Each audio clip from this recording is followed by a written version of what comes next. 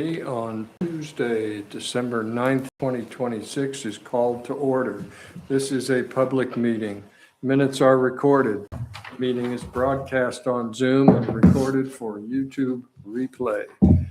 Please turn on your microphones. Public commenters step up. Please direct your comments through the chair and keep your comments on point and concise. Roll call today. Liz. Stephen, present. Ron, present. Nancy, present. Elliot, present. Chriso, present. Steve Fixley, present. Absent at this moment are Bob Perkins and Richard Stetson. That means that we need an alternate designated to vote. And last week was Nancy Rowe. Don't you need both? I think we need them both. We need two of them? Yes, okay. So at this moment, Stephen and Nancy are voting. Do we change our mind if they show up, or do we keep it them the whole time? I think if they show up, they get They get their voting they privileges? get their vote. Oh, I thought we'd have to arm wrestle for it. I don't know, I just, With other committees, it depends on how far into a meeting the That's true. person shows up. okay. Yeah. And often they defer to the alternate because they have not partaken in It makes sense. the discussion up to that point. The sliding scale. Because if they never show up, Makes sense to me. Okay, first order of business is meeting minutes for the assignment for December, this meeting today. Nancy did last meeting Can we share, Steve? and I think we're coming back to the top of the alphabet. Liz, when did you last do minutes? You were before me. Do you remember that? I think. I was before you, Nancy. Well, no, well, I did.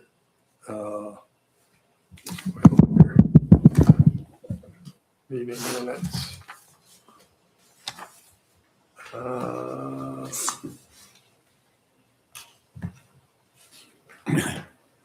We could assign it to an absentee member and tell them to go by the video and the AI.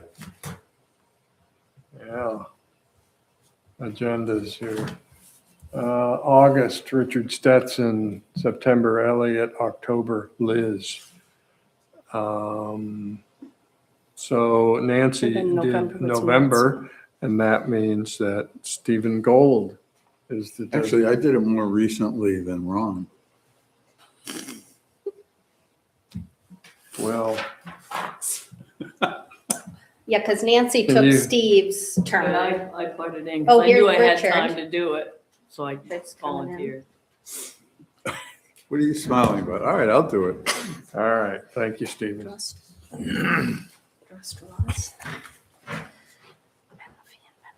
Richard Stetson has arrived. And who was the vote last time? Nancy. So Stephen, you are the vote right now. Public comments, non-agenda items. Don't see anybody here for that. Meeting minutes approval from November 18th. I'll comment, my name's misspelled a couple of places. I see a date wrong, Yep, I see that one. February, and I think it's 1907. Angica, has that got two A's at the end of it? It's correct. Is it? Yeah, Yeah, I have to look it up every time. okay, yeah, all right. Well, it is misspelled down below that. Anybody have any comments? Any discussion about the meeting minutes? What is the correct? Stephen? It's not so much an error in the minutes, but since it's mentioned in here, I think, in all honesty, we should relieve Sandy Welty of the responsibility theoretically of being an honorary member. I mean, he hasn't been to a meeting and, We can't do that. Oh. Only the select board can do that. well, suggest to the select board. I mean, why embarrass him every month by saying he doesn't show up when I don't think he's been here in a year or more? Does he know he's an honorary member? Yes. Oh, yeah. Sandy has contacted me when I didn't include him in circulation of something in the past. He's not obligated to attend meetings, so it doesn't matter. It doesn't, just to your point, he could be omitted from the minutes. Well, there you go. Honorary member. I mean, I would consider him a consultant, given his field of expertise. Okay. So we don't want to list Sandy as being absent. Courtesy. I use Sandy as well too. During the course of a summer, I'll see him or text him or call him up and say I have a question about something. Yeah. He's pretty good. Uh-huh, okay. All right, very good. Any other comments about the minutes?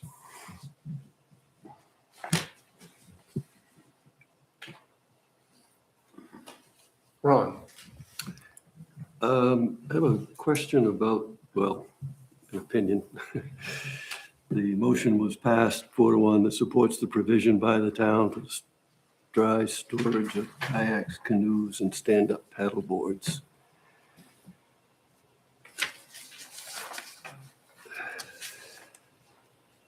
It seems, I mean, I don't recall votes being taken other than just informal show of hands to sort of clarify the conversation as to what the opinion, general opinion is of the committee. But I don't think it's accurate to say that it supports a provision by the town. We are not representative of the town in terms of our opinions. And it doesn't, it's up to the, I guess it's up to the discretion of the chairman, because you proposed the motion and it was seconded and we took a vote on it. But it doesn't, we didn't vote to take an action. And I think that's what the process is. Well, these are minutes here, a record of what was discussed and done at the meeting. And it says that the motion was passed, supports the provision by the town, et cetera. I don't think that's an accurate description of what we did. I stupidly watched the whole video, so I kind of took some of this verbatim.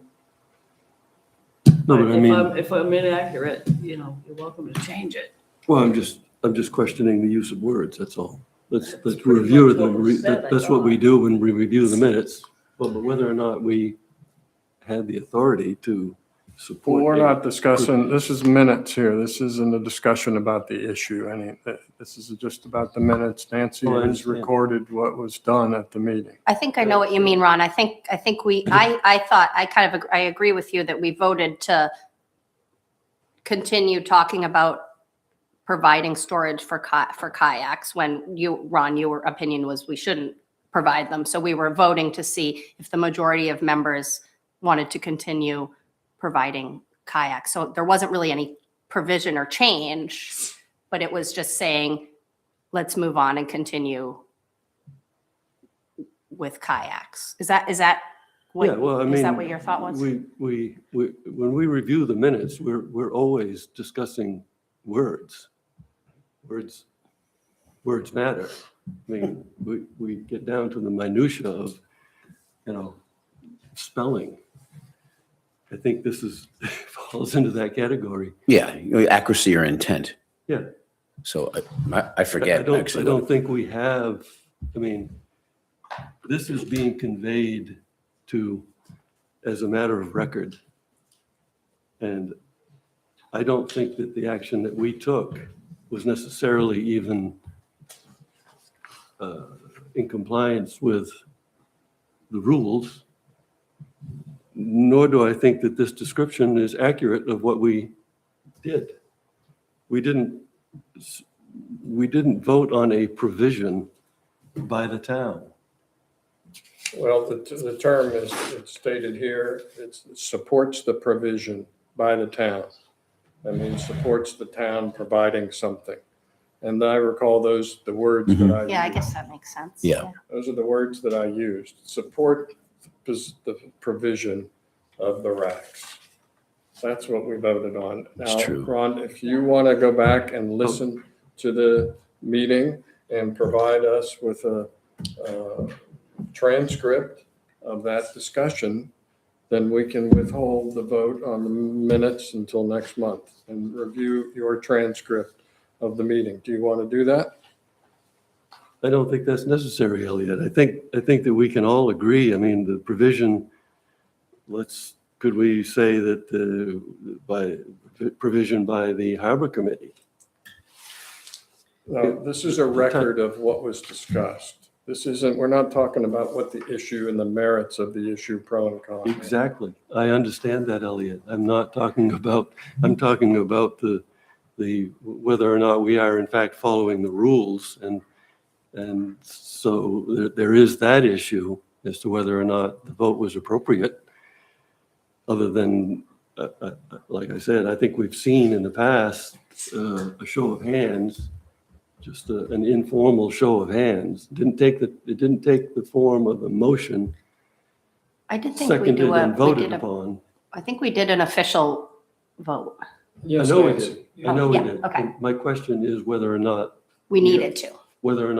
that's appropriate, whether or not that fits This is into a the record rules. of what happened. This isn't talking about whether the issue was appropriate or not. I'm talking about the procedure, whether or not the procedure is appropriate or not. That, Elliot, your not the issue. objection can be recorded in this meeting's minutes. And your discussion about that. Yes, Nancy? We made two motions, actually, and then you objected to the first motion stating that there was no discussion, so we went back and did it again. Right.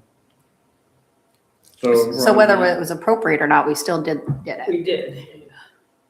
Ron, do you want to do a transcript of that discussion so that we can look it over next month? I don't think that's necessary, Elliot. I think that the verbiage by the town is inappropriate. I don't think that reflects what took place here. That's my point. That does not reflect what took Vote place against here. approving the minutes, right? Yes, Yeah. that's correct. Okay. All right, thank you, Ron. Any other comments about the minutes? We have a motion to approve the minutes from the meeting in November. I motion to approve the minutes. Do we have a second? Richard, thank you for the second. All those in favor of the minutes? Am I voting today or? You were, You are. That's 1, 2, I can't vote. 3, 4. All those opposed? Thank you, Ron. Okay, motion is passed 4-1. Okay, moving on. Next meeting date, January 13th, 2026, the second Tuesday of January in the new year. What was the date again? The day? The date. Date, the 13th, Tuesday, the 13th. Okay, next item on the agenda. And the agenda was revised this morning from the one issued yesterday. Committee chairperson succession, January 2026. In January, I will step down as chairman of the Harbor Committee. I would like to read a statement from the committee handbook, page 8.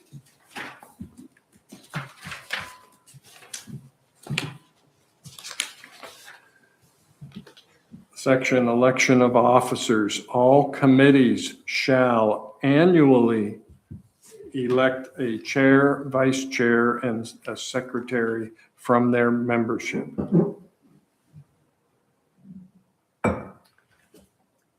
That's the beginning of that section. Now, it has not been the practice of the committee as long as I've been on it to annually elect officers of the committee. Chriso, do you have a comment to share on that subject? As in terms of what has happened in the past, no. Well, how about practice of other committees? Most of them review it annually, Is that right? and often it stays the same person, but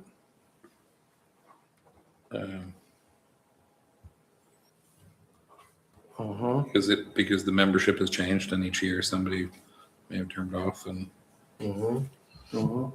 So it is a practice in the town committees to annually most of them, yeah. renew the officers.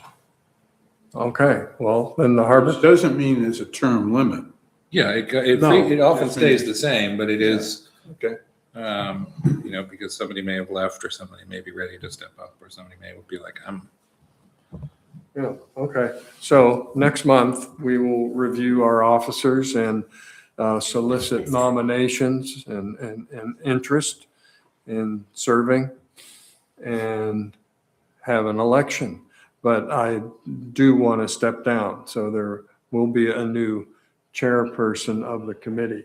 So all the members should consider if they would like to take that position. And I'll notify Bob of that upcoming activity next month, and hopefully he will attend and express his interest in continuing as vice chair or not, or doing another position. So next month, officers. Nancy? I would assume alternates are not eligible, correct? I didn't see anything in there about it, but. I think we decided last time no, because Yeah, everybody tried to vote me the secretary. Everybody what? Not everybody tried to vote me the secretary, but I wasn't allowed to be. It was, Oh, you it were was very sad. Yeah, I can see you're upset about that. It's the best news I've heard yet this morning.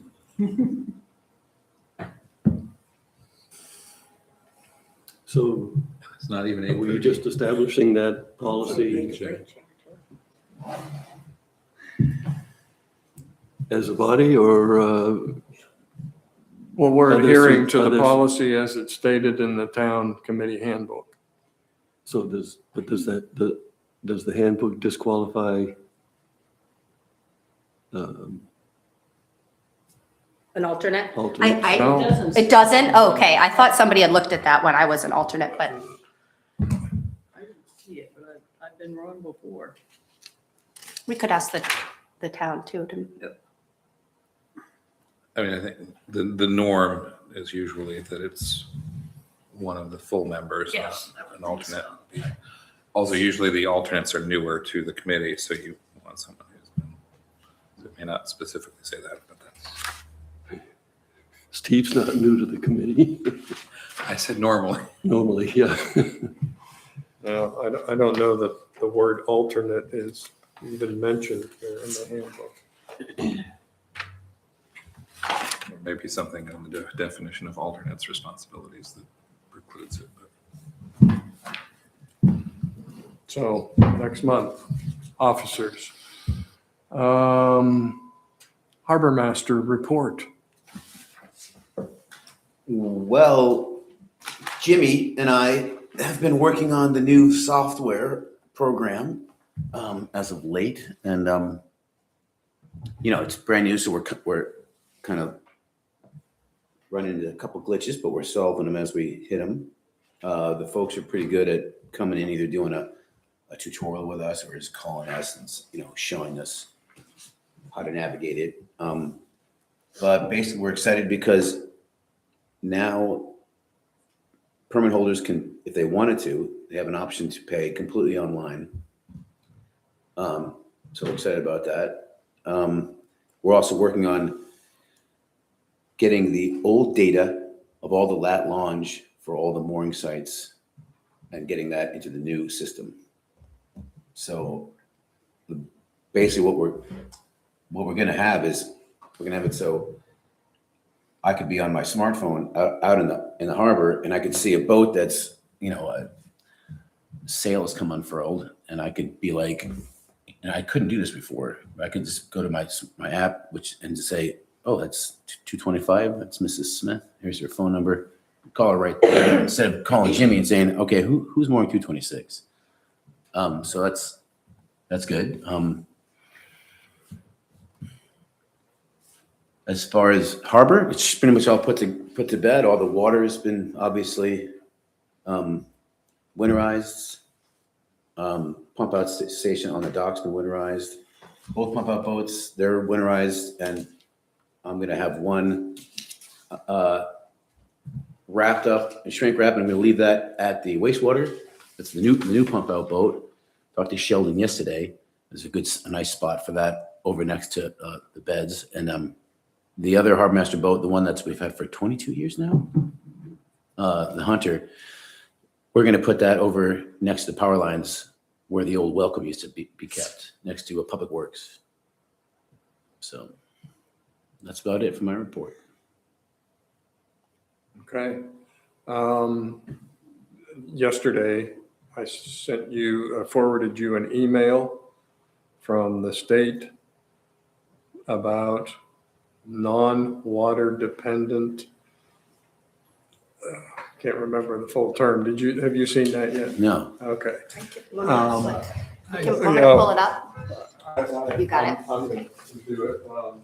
I think it was so people can't put a mooring out on the lake and just live on a houseboat is what I got from it. In the lake or harbor? Or anywhere. Yeah, it's focused on houseboats. Yeah. That are truly like floating, like a barge with a house on it. That's not a, Well, I believe there was an inquiry in the email from Elliot. Do we have any?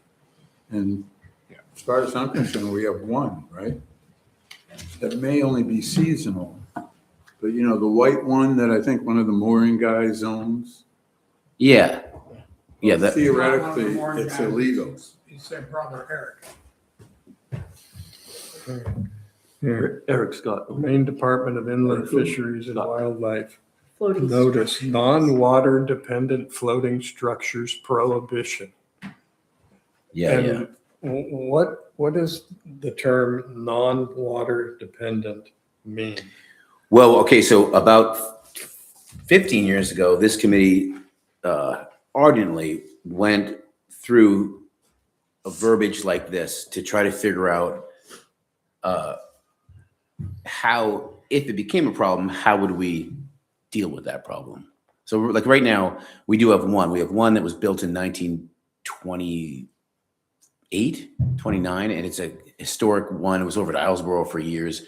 Eric Scott rebuilt it, and it's over in Damariscotta where he has property, but he usually winters it here. That must be the one. That's obviously the one you're talking about. So that must be, once you have one, people probably start thinking, okay, well, what if we had 15? And so as far as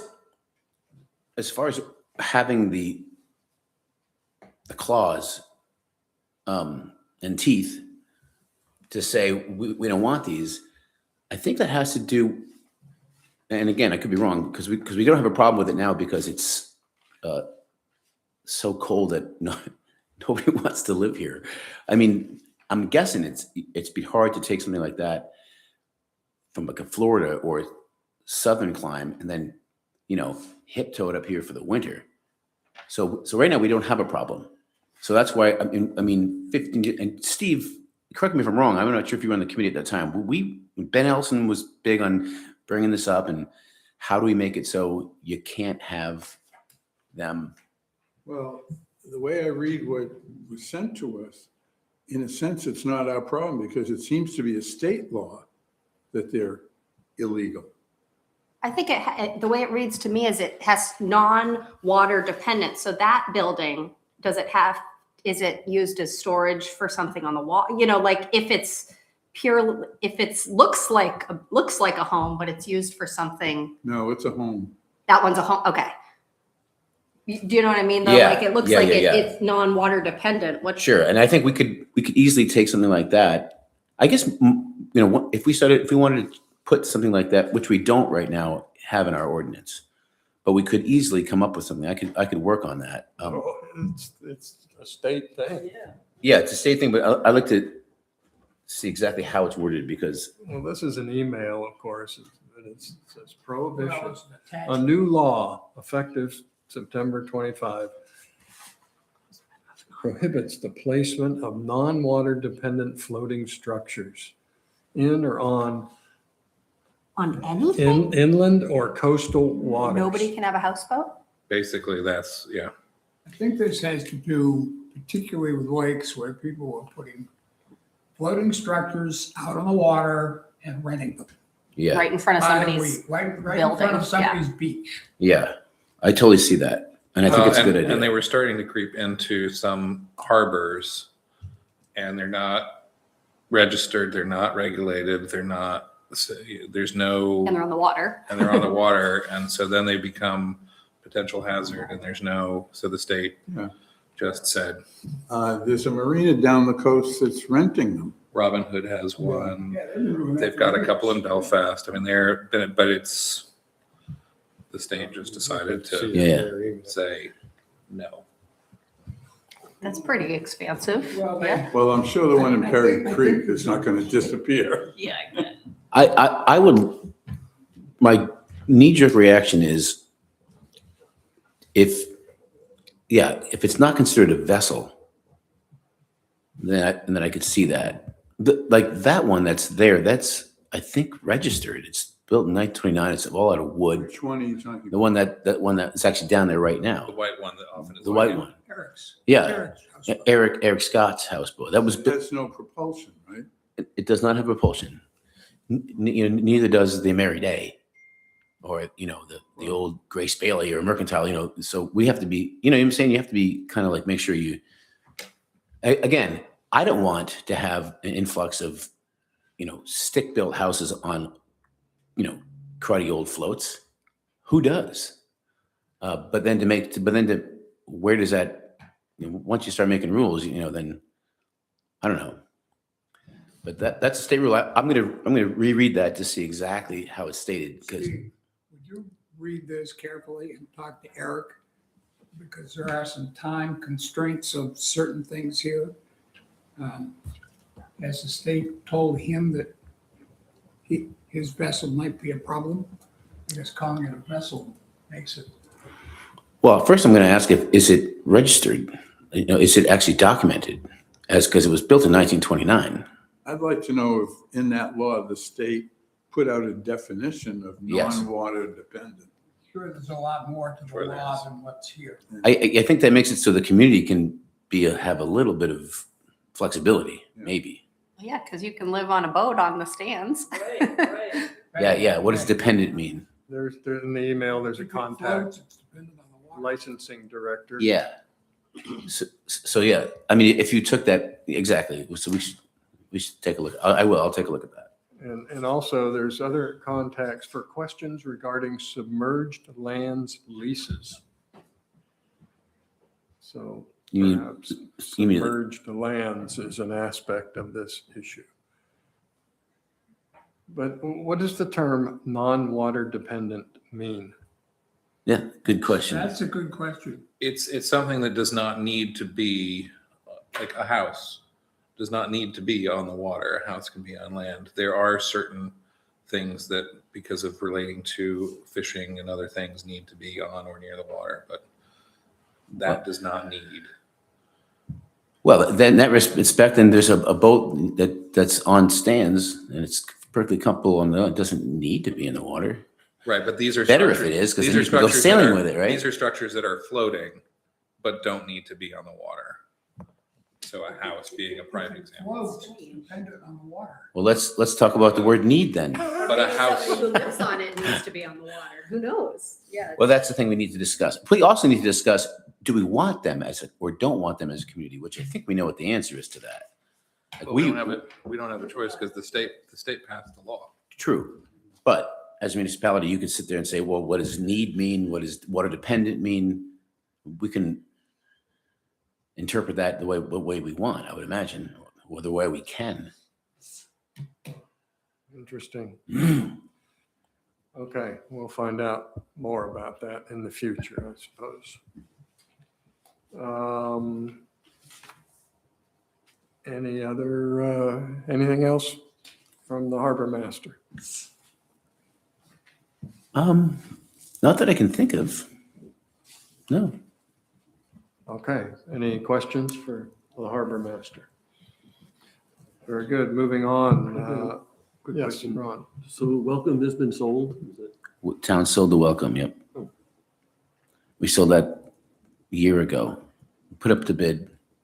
Yeah, it wasn't being used anymore. Okay, very good. Moving on, harbor fees is our next topic.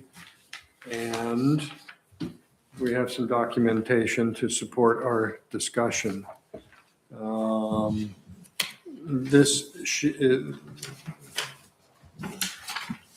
This is a print of what's on the website, town website. And it says, effective upon approval, January 9th of 24. That's the current document. Fee schedule 2425. So this is a list that I revised. We had seen this previously and it was confusing, and Elliot, you don't have another packet of papers, do you? just one at No, your okay. end. Me and Richard, Yeah, that's okay. We'll share, Richard. there was a packet down at the end. Yes, there was. Okay. We'd split up between the two Oh, of I us. That's see. okay. Okay. All right. So this shows what's on this list Oh, thank you. So,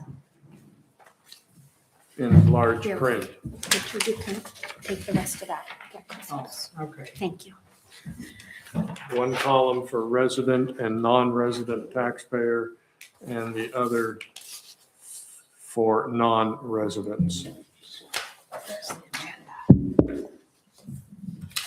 And looking on this list, you can see there is no non-resident fee shown for over 20 horsepower, for example, and no non-resident for winter permit, and no non-resident dinghy removal, just as a matter of fact there.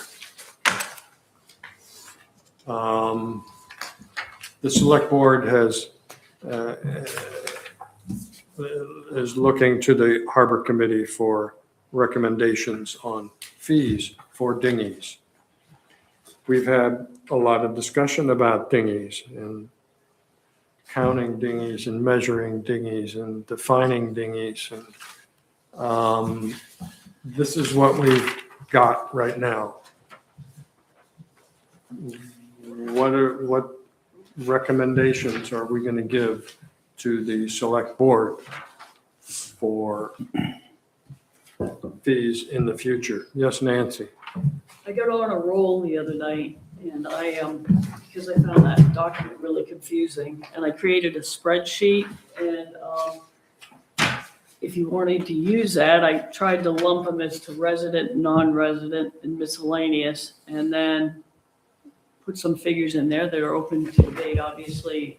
I tried not to change the resident things, but we did talk in our last meeting about adding a dry storage component, which I added, so I just thought it read a little Yeah, it looks like better. the wet storage of the no motor though, you have as 100 and it was 75, I think, if I'm reading it correctly. I'm just, did we not, because you didn't want to change, you were trying to keep the resident the same, I think, right? Yep, we can do that. Liz, I'm not following.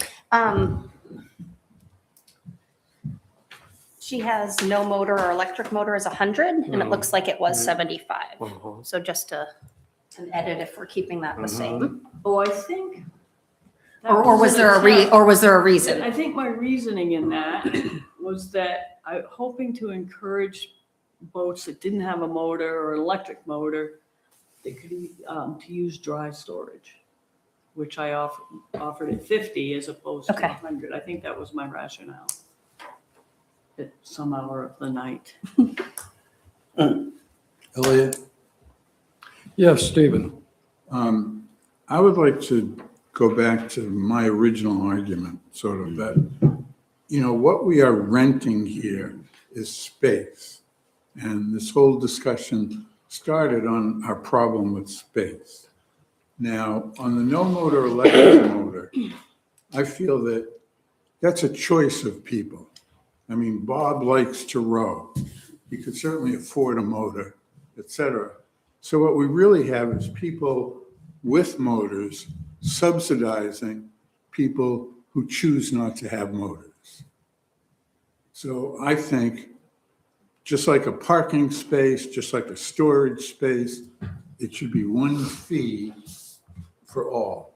And as far as the ecological argument about electric motors, all that means is that people take them and go home and charge them with electricity being generated by fossil fuels.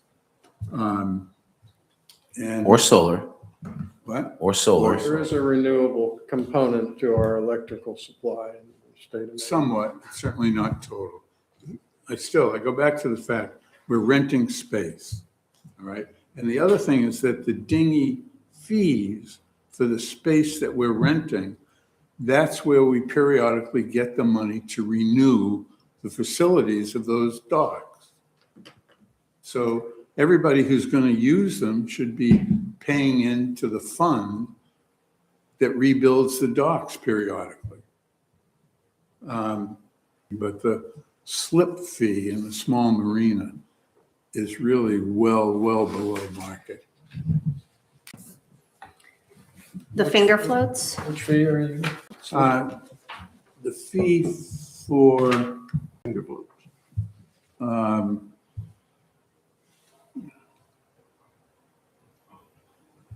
finger floats. That's what we're calling them, right? The ones that are tied to the parking lot? Apparently. As By opposed the to- falls? As the- opposed the- to inner yeah. harbor float. The finger floats? Well, yeah. I mean, that's when I first got here. That's what everyone called them. I usually, for clarity, when I'm talking to people, I usually say, "Yeah, the finger floats or the small boat marina," Right. is what I say. I'm saying $800 is pretty cheap. I mean, when someone with an equivalent boat is paying, I don't know, $400 or $500 for mooring fee, which they pay for all the equipment. They pay for the stone, they pay for the chain, the float. You were on the committee when I think the town. Stop saying that. Well, I guess I'm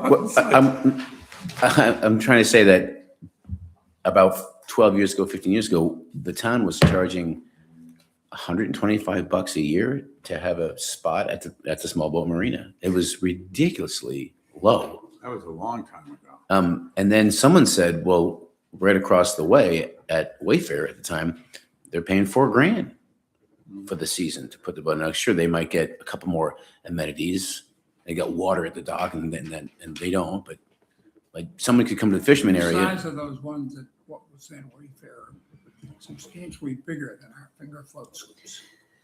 Well, way up in Rum Row, it's almost the same size. Yeah. I'm just saying that we've definitely tweaked this. But why don't you get back to what your point was, Steve? Just that I thought it was underpriced. Yeah. I don't have my past records with me, but that fee, let's say 5 years ago, I have 22 here. It was $750 in 22. It's gone up significantly over the past few years. $50 in 5 years? No, well, before that, was it $500? I don't know, but I believe there have been significant increase in that fee. Okay, so, yes, Nancy. This may not be in the purview, but on the same subject, I sent Chriso an email that the overnight dockage is really low, and that's a great opportunity to get some money from non-residents, because it's mostly non-residents that use it, and it's very, very low. Just I was under the impression that we had boosted those fees in response to objections from Lyman Morris in the last few years. They're pretty low. And those objections being what? Well, that our lower rates were driving bigger boats to town dockage that Undercutting they the- wanted, yeah. That we were undercutting their. Well, that being said, if you were to raise the price, like Nancy's saying, it's pretty low as far as, I don't think the select board is gonna have a problem with that. And they're gonna come. Those people are gonna come anyway. Yeah. Well, for example, over 40 feet, that's our highest breakdown. Wait, over what? Yeah, under 40, and then 40 to 60 or 40 to 70? 40 to 70 and over 70. Yeah, 40 to 70 and over 70, Well, and under 40. Nancy, what are our rates compared to Lyman Morris? Our fee structure is different. We have different LOAs, but it's pretty low. Yours is. Yours, the town. of town's- The town is low? Yeah, Is low. Okay. for instance, just like you're 250 a foot and less than 40. Mhm. And we are not exactly that less than 40 category range, but those votes would be $5 at Lyman. Granted, we're offering a lot of, Of course, we don't amenities. raft up boats. True, but we have a separate fee if we don't raft them. So, but anyway, I just think it's low comparatively to other places.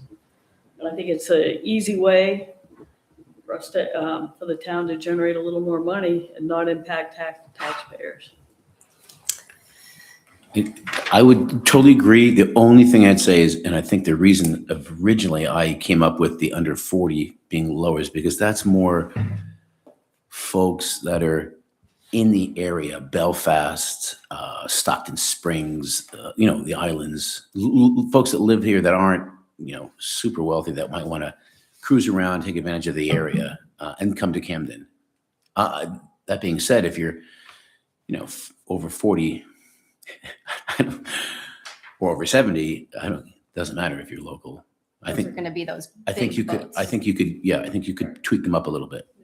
Anyway, that's. I mean, so under 40 was the Ma and Pa, we don't want to prevent them from coming into Camden. Still 250. It's pretty low. But you do see a lot of semi-local boats overnight, which I would agree, it'd be nice to encourage, but also those giant shoes, Yeah. white shoes that come in, those are gonna, In the Euro trash? yeah, I mean, not to, they're gonna be able to pay and they're not local. Oh, yeah. No, I agree on Yeah. those. Yeah. I just- Yeah, it might be time to look at this and take a vote on raising it up a little bit. Earlier this year, the Harbor Committee looked at Harbor Department revenue and expenses. And Stephen Gold did a fiscal year 26 budget analysis based on the values that were shown in the most recent annual Budget, yeah. report. And what he presented us with information, and it shows total harbor revenue in fiscal year 26, approximately $470,000. Expenses for the same period, $265,000. So 470 and 265 is $205,000 as it's expressed here, contribution to the general fund. So what that's showing me is that the harbor generates a profit, We're a cash cow. a significant profit, percentage-wise, $205,000.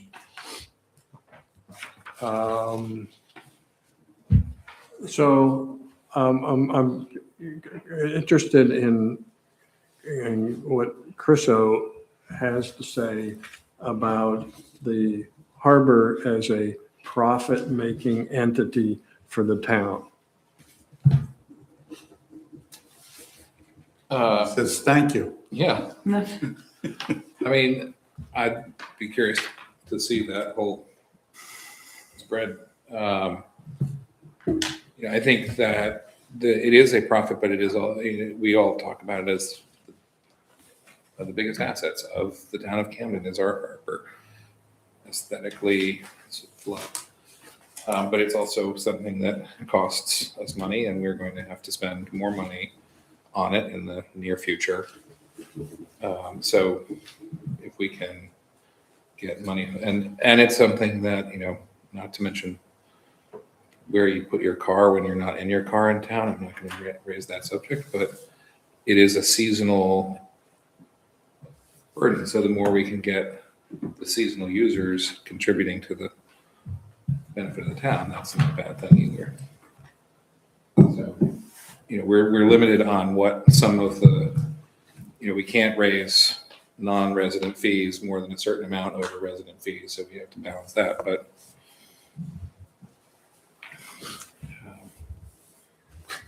people are paying for a beautiful thing. Chriso, where does that overflow go? Is it funneled back into the harbor? Or No goes- separate accounting. It goes into Just the into the general general fund. fund? That's general, yeah. Okay, I was just curious. There are not dedicated accounts from that. It's revenue for the town. Gotcha. And it goes, Yes, Ron? So this has been an ongoing conversation for many years. We're not budgeting maintenance in the harbor based on income. It's just a free-for-all. And we're so dependent on federal funding for dredging and replacement of launching ramp facilities, other facilities that we really don't know. We don't have a number. We have no numbers regarding annual maintenance and replacement fees, costs. So we have no way of relating it to what we're actually bringing in. And to Steve's, your efforts were to try to address that, I think, to try to get to the bottom of Well, I know what's that the we have relationship always had between a the reserve income number. versus the cost of operation. We've always had a reserve number for replacing docks. And I guess on the replacement of the launching ramp, was there federal funds involved due to storm damage? Correct. Well, not for the floats themselves, because they were not involved. They were out of the water, but definitely for the concrete and the landing pad. Yeah, I'm not referring to a particular recent cost. It's just procedural and out of principle. What are we what are we doing here? Why isn't there some correlation between the cost of maintenance of the harbor and its facilities as compared to the income? Something that we could all look at and understand and have that knowledge at our disposal. We don't have that knowledge now. It continues to rotate through, and if there's an exceptional cost that comes up, we look for ways to pay for it. It's true with Public Works and wastewater.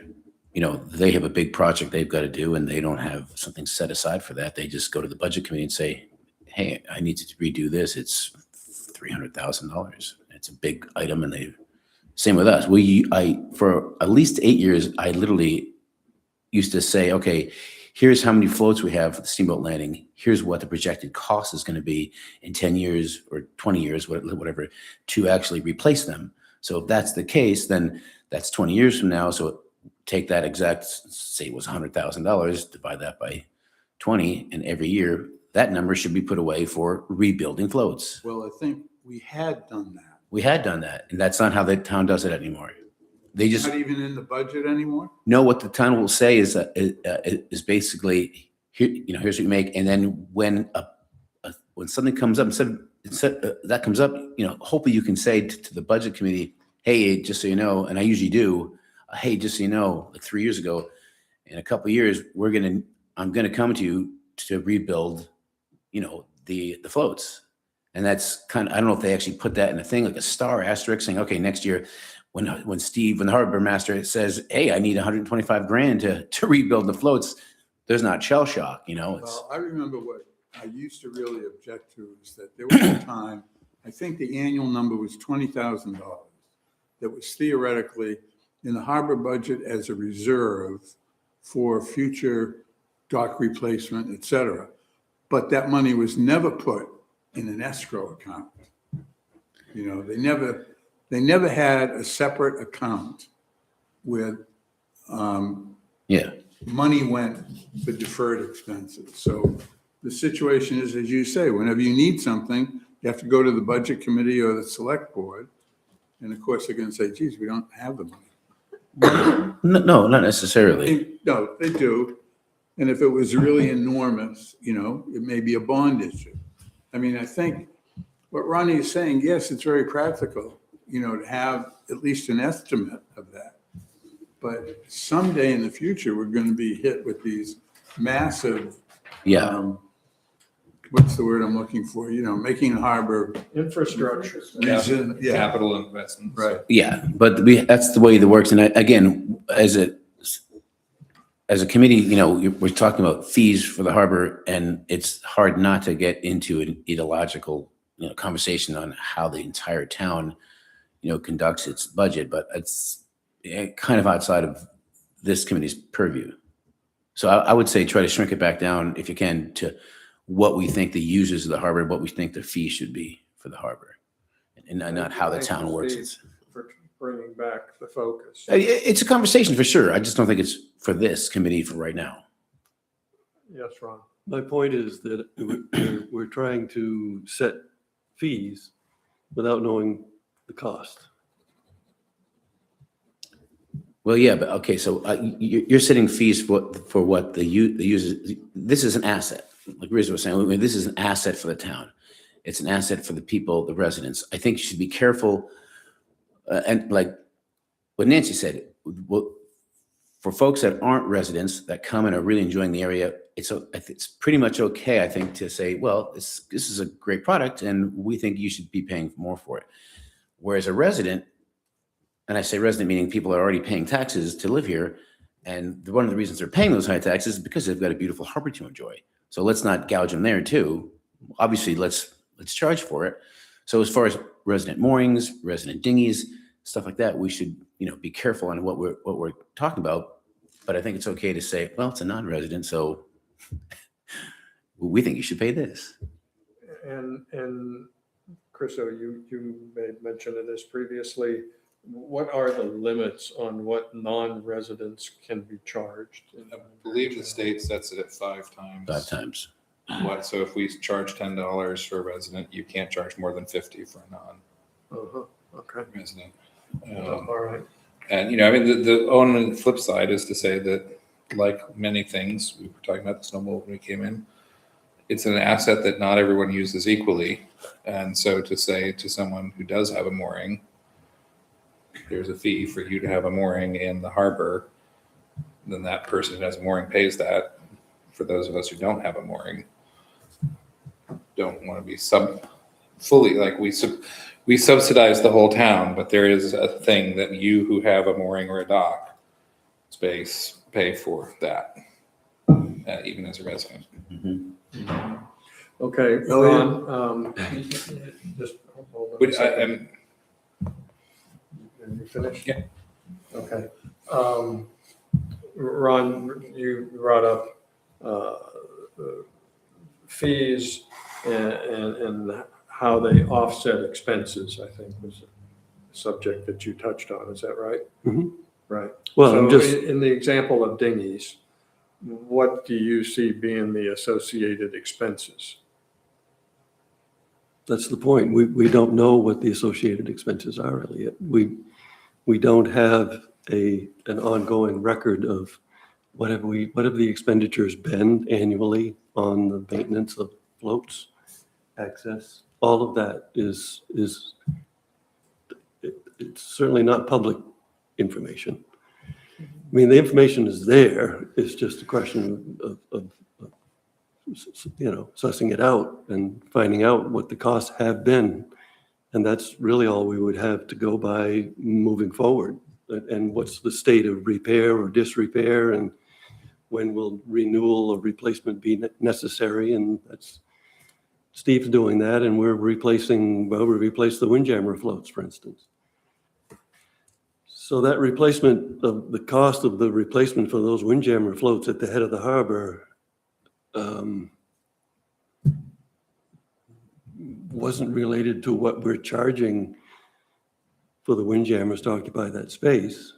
I mean, it cost what it cost, and it was, we pushed it to as far as we could. Those floats were in a state of disrepair, and they needed to be renewed. So we just footed whatever cost that was, but it's just, like I say, it's a matter of principle or process that we have some inkling one way or the other, because otherwise we don't know what we're basing. We can't base our fees on knowledge about cost. That's all I'm saying. Right, But and I hear that, and I understand that. And I don't think that the Harbor Committee has the mandate or the resources to compile that data. You know? No. Not our business.